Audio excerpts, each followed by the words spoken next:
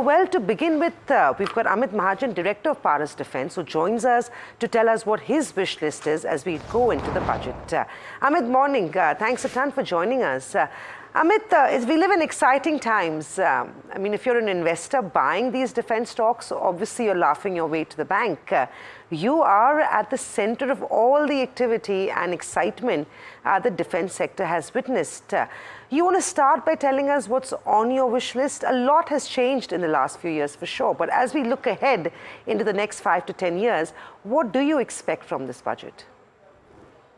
So, Samina, firstly, thank you for having me over. It's always a pleasure talking to you.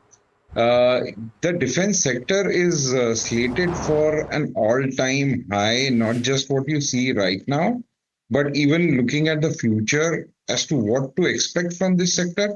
I think the days have just started. This is just the dawn.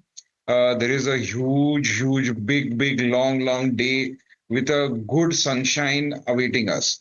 I don't know whether you could analyze from the last 4 or 5 years of analysis that your team did why this has increased in favor of the defense sector. You have to understand the geopolitical scenarios across the world. Today, India, although has almost all the countries in the world as their allies, it is imperative for us to be a self-reliant country when it comes to critical defense technologies. Now, this is something which I think is an emphasis as an underlying message that the country and the government is trying to give to the industry, that now it is the time that we step up, we start investing into this, and so will the business be offered. So you see the budget allocations, you see the growth in the last 3 years. Looking at the geopolitical scenario, this is the roadblock. This is a fundamental stone which is being laid for a much bigger outlay in defense. This is a very encouraging sign. It is going to make us not just self-reliant, but it is also going to create us as a technology hub when it comes to cutting edge technology, because defense and space always drives the technology segment. This is where we will start leading and be recognized worldwide as a technology sector, a technology hub in the whole spectrum of things. And it's always good talking to you, Amit. Great to get perspective, but let's get specific now. And you've said this to me as well, time and again, that it's the favorable government policies that will spurt or feed growth for your sector and for your company. What are these policies that we're talking about? Where do you think the trust should lie? Should it be on R&D? Should it be on encouraging private companies to compete with PSUs? Should it be encouraging and making India far more competitive in the global marketplace? So take one at a time and tell me what your expectations are in terms of policies. If it's R&D, where do things stand and what should be done?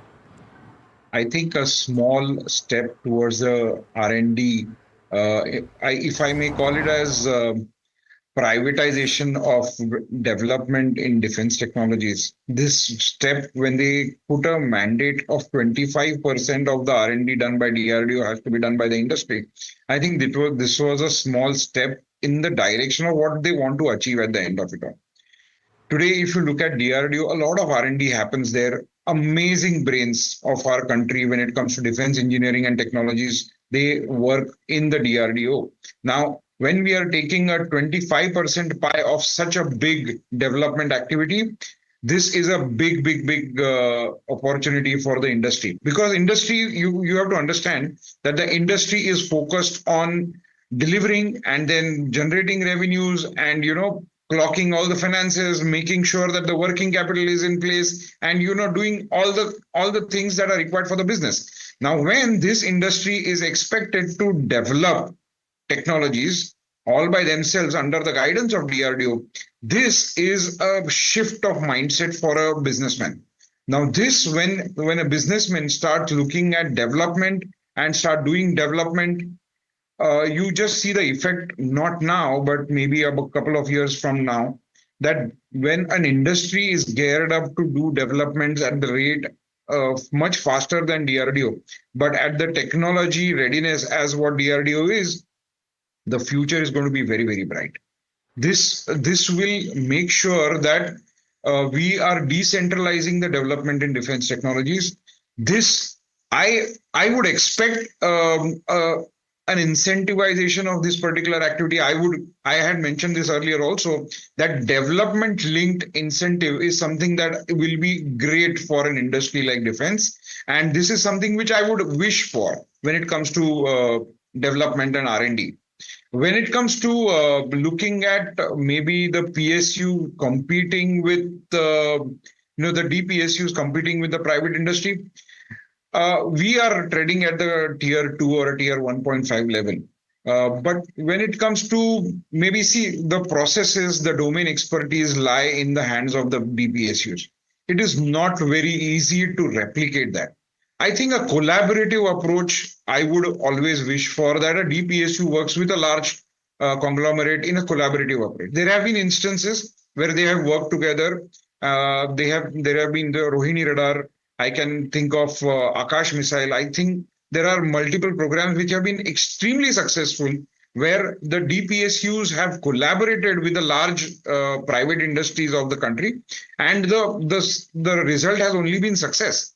So I think more collaborative approach than a competitive approach should be the way to go. And that's such a fair point, right? And if you collaborate, only then can you get, better and compete as well in the global place. And of course, R&D encouraging development seems like the need of the hour. Now, you're right. You said this to me when we spoke early this year as well, ahead of the interim budget. But we didn't see much getting done on that front. As we look ahead, how do you think a company like yourself or peers, right, can compete more efficiently in the export space, in the global marketplace? Borders have to be a lot more secure today. I know our exports to countries in Africa has gone up because of the war in Ukraine. What do you think the government needs to do to encourage that and make companies like yourself a lot more competitive? If you aren't, I know you already are, but what more needs to be done? And what more could be done, rather? If you ask me, a company like me doing exports is actually not very difficult. But it is for me to choose that catering to the domestic need where the requirement is far more higher than my export market. This is far more profitable as well than an export market. And I enjoy a preferential treatment here in serving the domestic industry. My plan A always will be to first make sure that I'm satisfying the domestic requirement in defense when it comes to all the platforms, when it comes to Army, Navy, as well as on Air Force. I will look at exports, even if you ask me today, we are export ready. But I will look at exports not for components. I would not look at India to be an export hub of components. What we are today embarking upon by development being offloaded to industries is we are preparing ourselves to be a much significant player when it comes to defense technology. When we start delivering platforms, I would always want to dream that India exports a submarine to another country rather than, exporting a small part of a submarine to another country. So this is where we should be looking at. When that happens, like Jay, you just want to take an example of a country like USA. They deliver platforms, and you just imagine the pull that a delivery of a platform by a country like USA to an XYZ country, the whole industry, the pull gets created. It benefits from the large segment to the smallest SMEs working for that particular industry. It generates a great amount of pull. We have started doing this in certain areas. I think in radar programs, we've already started. I think BrahMos missile is one classic example as to how we are exporting a larger platforms. I think a similar thrust on various other segments, this will create a great opportunity for the domestic industry. Oh, it's exciting times, Amit. We live in uncertain, but nevertheless, very exciting times. Good luck, and hopefully some of those points you mentioned comes true in this budget. We'll hopefully catch you around budget time again, and good luck with earnings as well.